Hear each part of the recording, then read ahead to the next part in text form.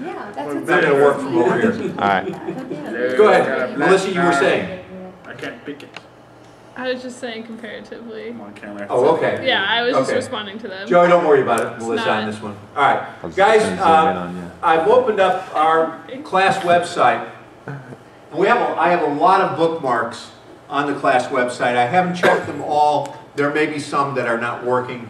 If you find one, let me know. But these class websites are divided up by the units that we're going to be working through as we go. There's one that has lots and lots of stuff about books, lots of stuff about news, film, television, and the internet. So they're divided up, and I will add some as we go. And one I've added in the ungrouped section is this one called Timeline of Ancient Greece. And that's our next topic.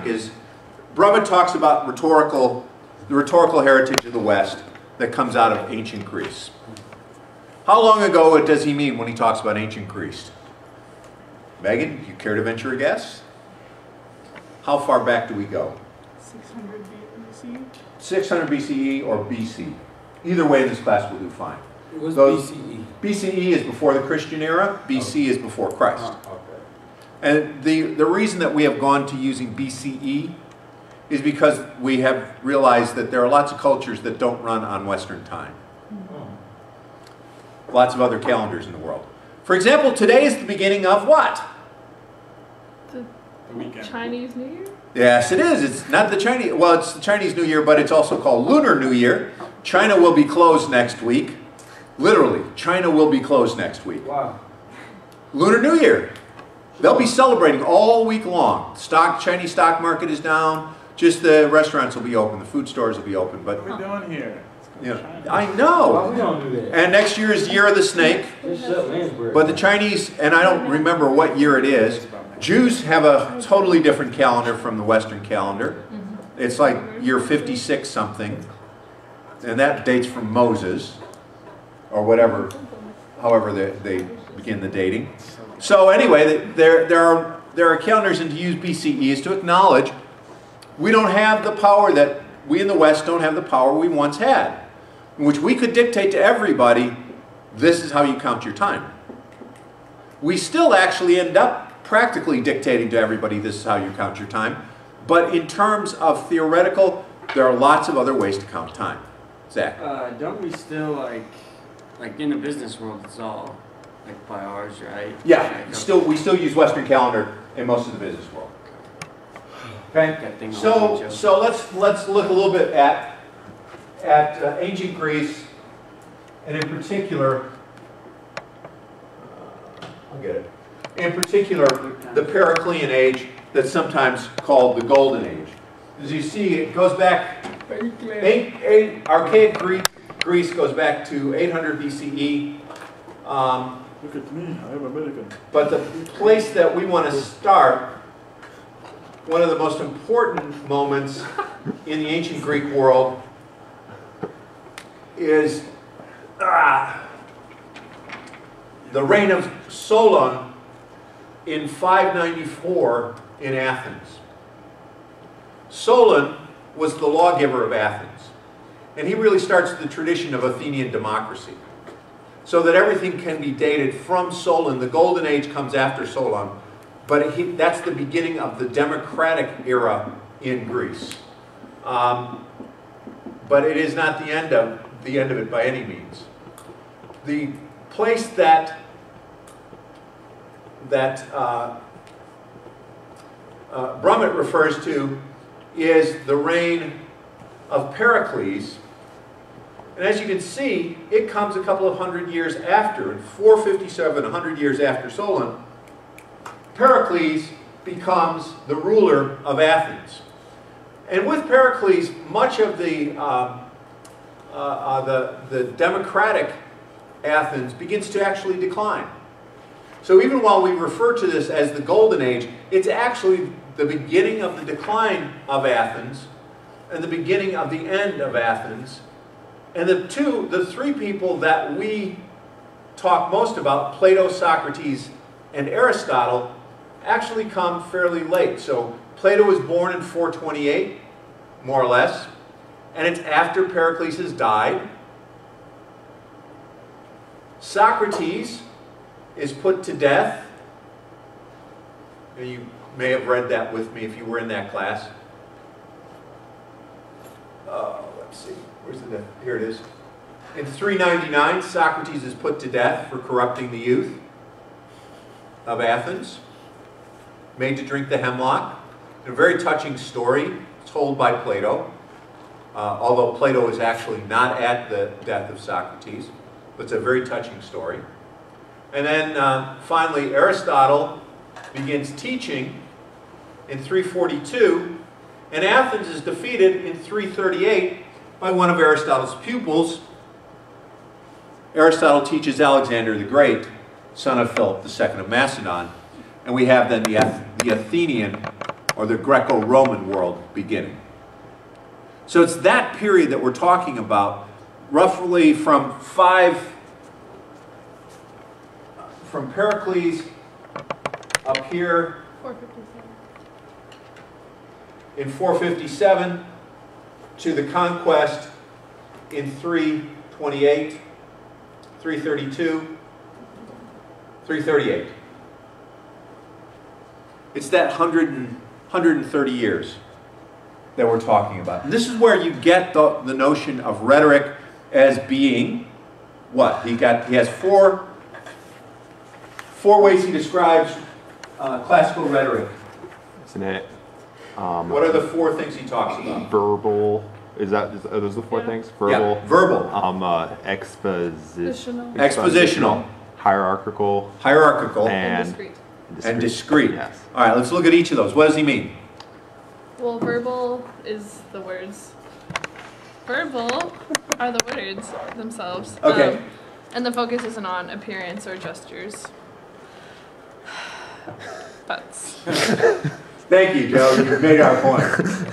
Okay. Verbal in fact is exactly what it sounds like. So what is it? What's the most verbal thing that you can do in Aristotelian Greece? Speak. Where do you speak? Greek. No, Where? not what, but where. You speak Greek. Blessed are the Greek. What's his name? Did you get his name? The Greek. Who's blessed? Blessed are the Greek. Oh, blessed are the meek. How nice for them. They deserve it. They've had such a time. Where do you speak? In public. Where in public? And why? Like at the meetings. Right, you're going to speak at the meetings. What kind of meetings? Those of you who are in rhetoric, you ought to remember this part. What? Where do you speak? In Greece. Where's the most common place to speak? The amphitheater. Senate. No, not the amphitheater, but in the agora. In the open air market or in the forum. Oh, the amphitheater is where they. The amphitheater is where you give plays. Dithyrambs and plays.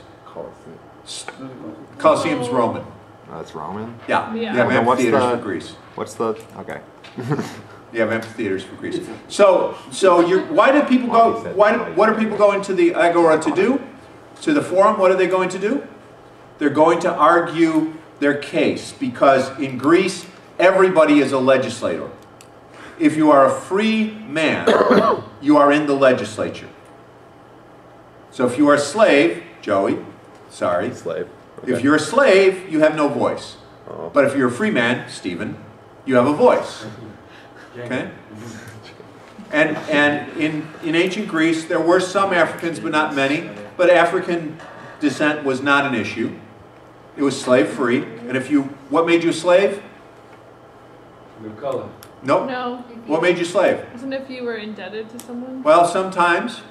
What's most likely going to make you a slave? Being in jail. Nope. Family. Nope.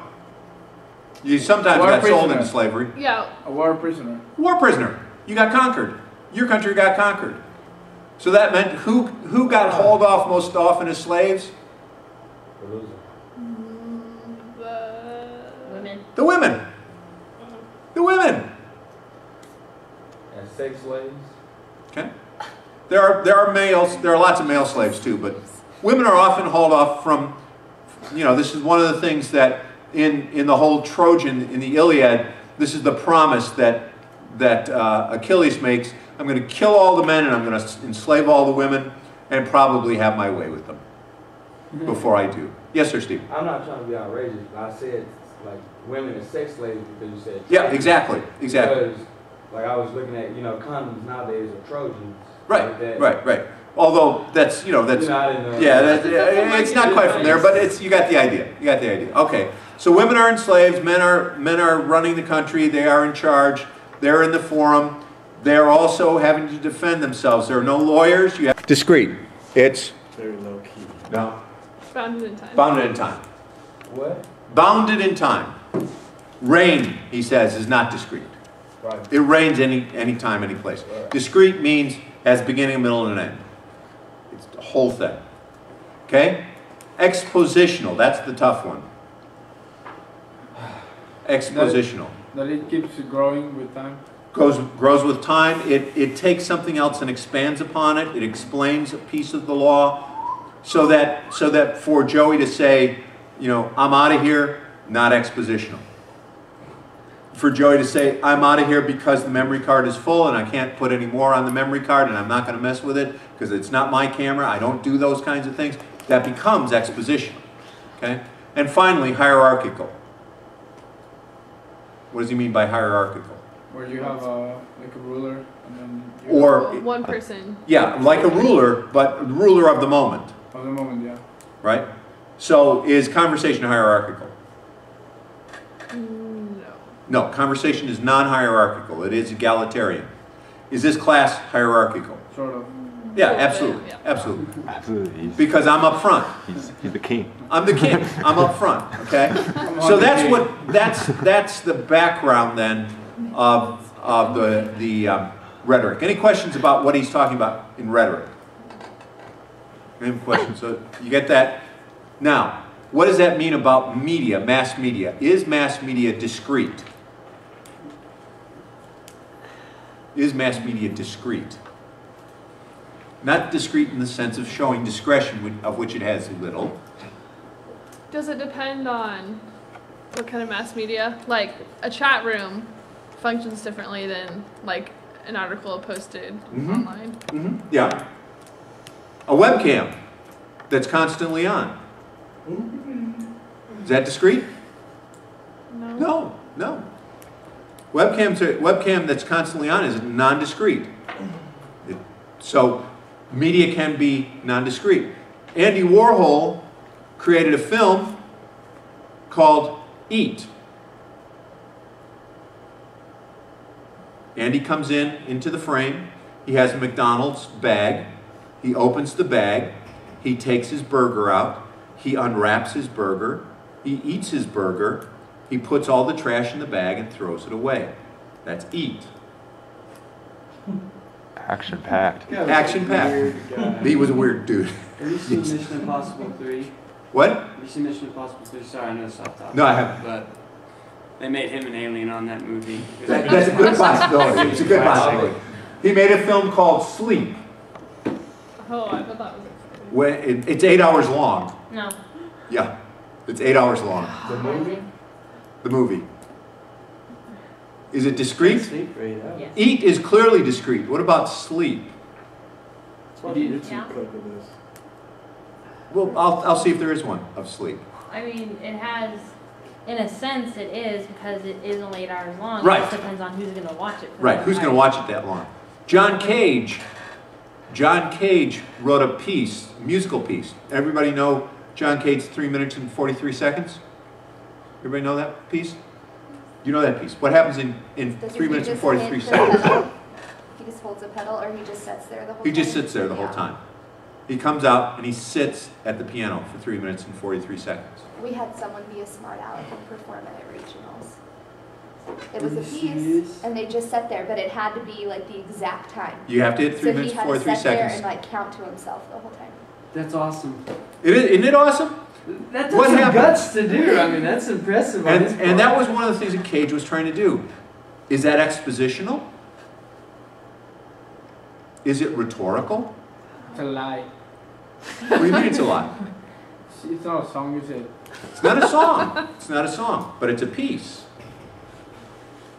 It's not a piece though, is it? Professor Melody Steed performed it in class the other day. And what the reaction that she got is exactly the reaction that Cage got. And it is, I would maintain it is rhetorical. And it raises questions about what is the nature of music and sound and Not song. that. But silence is part of music. Silence is very much a part of music. Not the whole Very thing. much a part of music. But as we begin to think about rhetoric and the mass media, we realize that we're now dealing with things that don't quite fit in this category of verbal, expositional, discrete, hierarchical. And in particular when we move into the internet. But can it still be rhetorical? In the sense that rhetoric is using symbols to influence creatures who live a symbolic life. Or as Burke puts it, to induce cooperation among those for whom symbols have meaning.